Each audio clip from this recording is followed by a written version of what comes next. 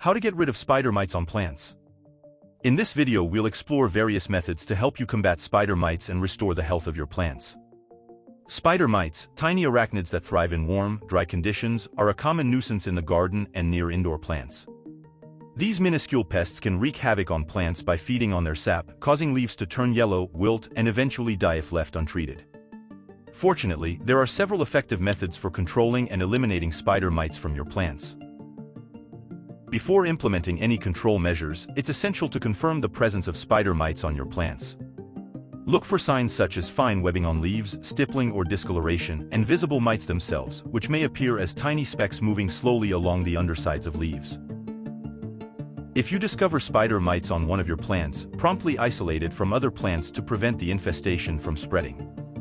Move the affected plant to a separate area until you can address the problem. Remove heavily infested leaves or branches from your plants using sharp pruning shears. Be sure to dispose of the removed plant material in a sealed bag to prevent the mites from spreading to other plants. A strong blast of water from a garden hose can dislodge spider mites and wash away their webs, reducing their numbers significantly. Repeat this process every few days until the infestation is under control. Insecticidal soap, a gentle and environmentally friendly option, can effectively kill spider mites on contact.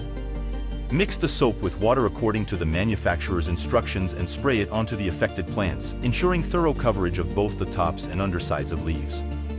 Repeat the application as needed until the mite population declines. Neem oil, derived from the seeds of the neem tree, is another natural remedy that can help control spider mites. Dilute the neem oil with water and a small amount of mild liquid soap to create a spray solution. Apply the neem oil spray to infested plants, paying close attention to the undersides of leaves where spider mites tend to congregate. Repeat every few days until the infestation subsides.